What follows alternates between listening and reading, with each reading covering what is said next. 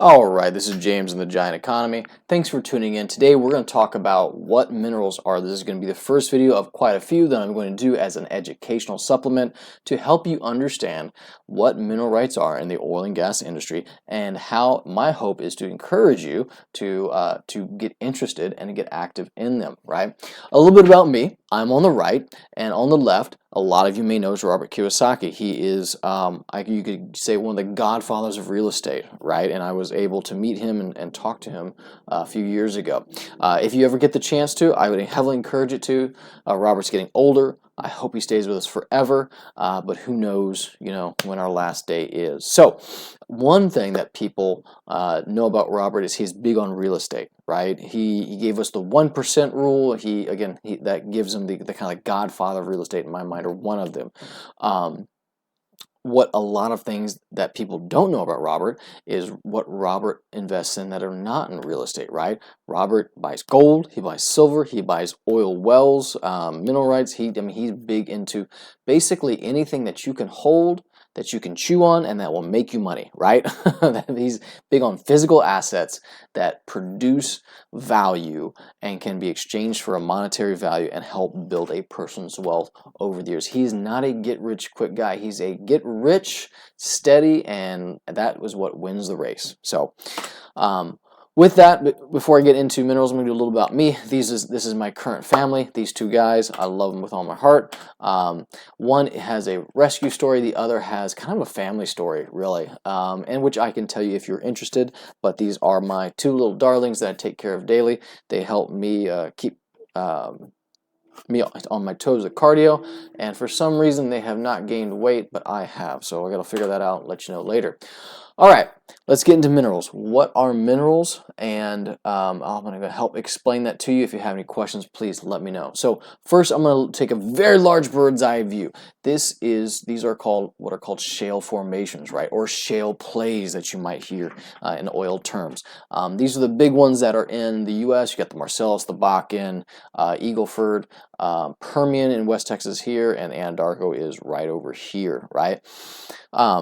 So when we say shale plays, we're referring to drilling on land through some sort of rock or rock formations to get into oil and gas, right? This is typically around a mile below the surface.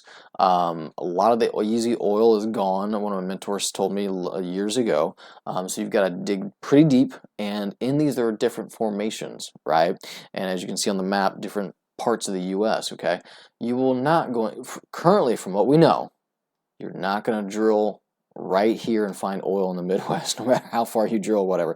You may find just a small portion or something like that, but it's not a very big basin that makes it monetarily advantageous to drill. In other words, you might pay $10-15 million to get it out, but there's only, like $1 million worth of oil there, or something like that, right? But these are the big formations that are well known in America and that everybody in the industry knows. There is not hey, is there a question of oil underneath this? No, there is oil. It's just the amount. The bigger question is, how do we get to it, and how efficiently and monetarily can we get to it, right? Moving on. All right. So this is a cross section from the side view. I will bring to your attention, a lot of us are familiar with real estate, and so we are very familiar with surface rights. Basically, everything you own, when you buy land per se, you're buying surface rights. You're buying the trees, the grass, whatever's growing on it. If there's a house, it's pretty much going to be the negotiations as well, and you'll have the barriers and the boundaries of that. There are also air rights and mineral rights, and typically these are all given together. Although I don't know much about air rights, I'll be upfront with you, and I've never known a person that is not a government entity who really deals with them, right? So we're not going to talk about that. We're going to talk about mineral rights, which is everything under the surface, and we're not talking about 5 feet where you can get an aquifer or put a basement or something like that, right? We're talking about like a mile down, way down, right? And these mineral rights, they can be water, like in this example, like there's an aquifer. They can be coal. They can be silver, gold, iron, copper, all of these things, right? What we're specifically talking about is oil and gas, okay? That is what we're really going after, and that's what specifically we're talking about now. Now, I will tell you this. I don't know a lot of places, or I've never heard any places of oil and gas being in the same mineral rights or having gold or silver or, something else in that same area, right? Also, the extraction is different. So as you see, there's a tube going down here, a drill bit. To get gold and stuff, you have to like dig it through. You can't, like, it's not liquid that you can just suck out with a very expensive straw, right? But we're talking about oil and gas, so we're gonna keep focused on that. All right, here's another cross section. This is a little nicer of a picture. So as mineral owners, we own all of this, right? And though I will go on how we get paid on it, how does it come out of the ground? Well, an oil and gas company comes through, puts their straw, as I call it, a drill, and forms a well and extracts it out, right? Typically, they use the Earth's pressure type thing to push it out. They're not actually pulling it out with a pump. There are some pump jacks, but those are typically for older wells that actually need some help with the pressure. This becomes a very big issue when we're exploring for oil and gas, which I'll get into a later video. But how do we make money here? The short of it is we own all this down here, and once it is extracted, once it's taken out, then we get paid. If there's no extraction, we don't get paid, right? If there's no minerals, if we own all of this, and this guy says, hey, I think there's some, and they push it in there, and there's nothing, so there's nothing to extract out, you don't get paid for it. Right? So this is another reason why we focus on areas that are known, proven, and producing, to where there's no guesses if there's minerals there. The only real work to do is, hey, how do we get it out efficiently monetarily to make it worth it, right? All right, so we own that cross section. We own, going back to the cross section, again, surface, we own all of this. And here's the important thing. Let's just say there's minerals, there's oil and gas here, here, and here. There's 3 different formations, right? We own it all. We don't just own one part of it to where, hey, if they drill out this section, we get paid, or drill out this section. No. It doesn't, as long as it is here, we own it. So when they drill out and they drill this section and there's oil and gas, and then they drill this section and there's oil and gas, and then there's this section, we get paid on all of those. This is why knowing your formation is so important. And I'll tell you this right now. In Oklahoma, there's about 4 to 5 shale sections, right? So that means an oil and gas company can come through and drill this first one, and then later come through and drill the second one, and then later come through and drill this third one, all in this one spot, and we as mineral owners get paid for all of it, okay? In West Texas, there's like up to 15. It is just insane, okay? There's a reason why West Texas has been nicknamed the Middle East of North America, right? Because it's got such a wealth of oil. So going back, this is a cross-section of it to help you understand. We're going to take an eagle's eye view and look at this. What is this? This is a township map, right? A township square. So it is basically broken into 36 squares, right? Let's go to this one. Here we go. And each of these are 6 miles by 6 miles, right? When it comes out to acres, that is approximately 640 acres for this whole section. Why is that important? Well, I'm going to jump to this screen, then I'm going to jump back.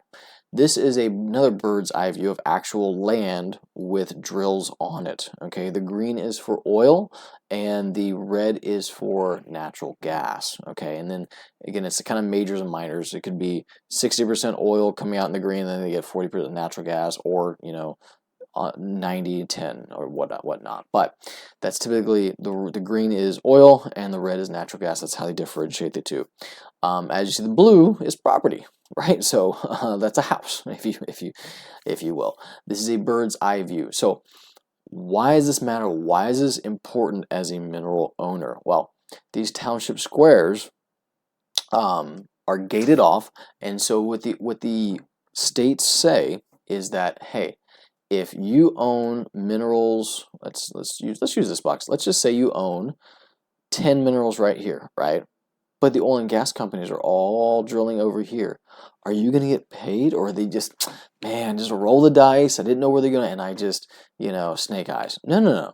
The way the states set up the rules is very fair to mineral owners, and this is what I love about it, right? Is they say anyone that is in this township square, this 640 acres, this 6 miles by 6 miles, any oil and gas company that extracts out minerals from it pays the mineral owners equally in proportion to the minerals that they own, the amount of acres that they own. So let's say you've got what is it, let's just say five, you got 5 rigs on it, right? Oil rigs. You got 10 acres here. Let's just say these guys are pulling out, you know, $1 million of royalties per month, right, for the royalty owners. That's okay. You own 10, but you're going to get the same amount as these guys are in proportion to your ownership, okay? So if you own 10 acres and these guys are pulling out $1 million a month, you're going to get 1 million divided by 640 times 10, because that's what you own, okay? That's the percentage that you own. Now let's say you own 500 acres in this plot, okay? How much do you get paid? Well, you take 1 million divided by 640 times 500 as opposed to 10, right? So you get a lot more because you have a higher concentration of minerals, okay?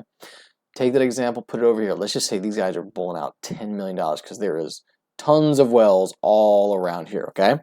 You're going to make a lot more, okay? And we're going to get to strategy later, but I just want you to understand that, hey, the cross-section for what we are owning and then the eagle's eye view of how it works. It's all fractional ownership of how much you own. So not only that, but you know, in real estate, typically, if you own a house, you own one house. You don't own the left side, okay? You don't own, you know, the attic of the house. You own the whole house, or you don't own it at all, or you have some sort of vested interest with another entity, and you're kind of like brothers on another mother or something like that, right? In mineral rights, you can have fractional ownership. In other words, you in this whole thing, you can have 3/4 of an acre, and you can own it right here, or you can own a half acre here, a quarter of an acre here, and like 0.05 acres here, okay? And it all adds up to what, like 0.8 acres or something like that, right? You can, and especially in certain tracts, when you purchase a tract, typically you're not going to purchase just like, hey, 10 acres here, right?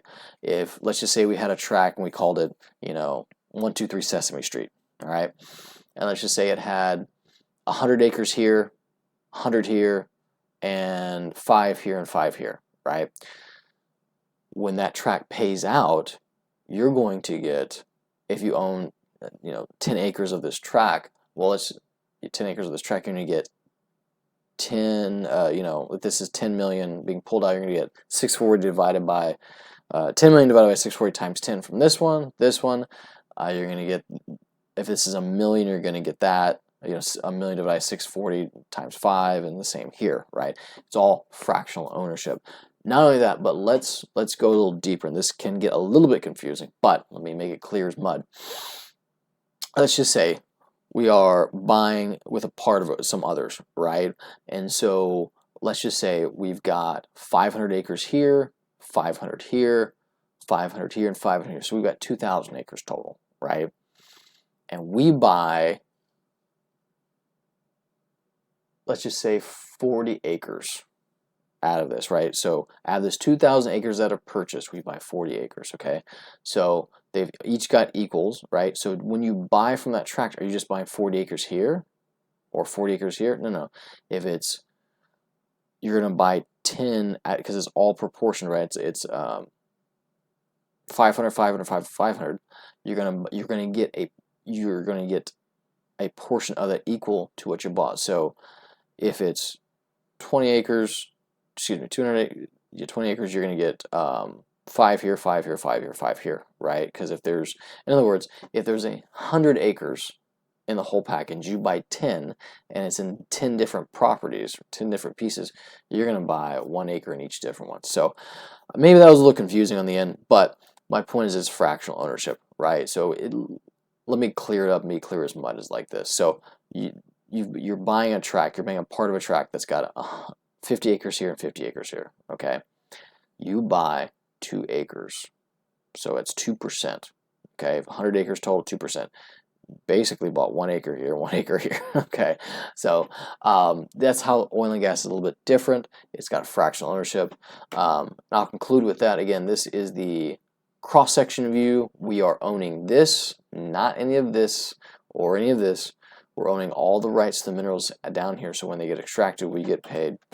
And we are the way it works from a bird's eye view is right here. So if you've got 10 acres here, type thing, doesn't matter if they're drilling up here, you're going to get paid proportionally. If you buy from a large tract, a large set of acres, you're going to get a proportional amount surrounded about it.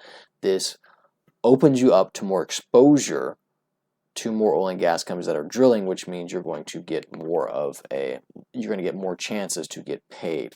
It's basically it's diversifying to limit the risk on it, right? So any questions, let me know, but I want to give this as a first one of like what are minerals and help you understand from both a cross section and bird's eye view. If you have any questions, let me know.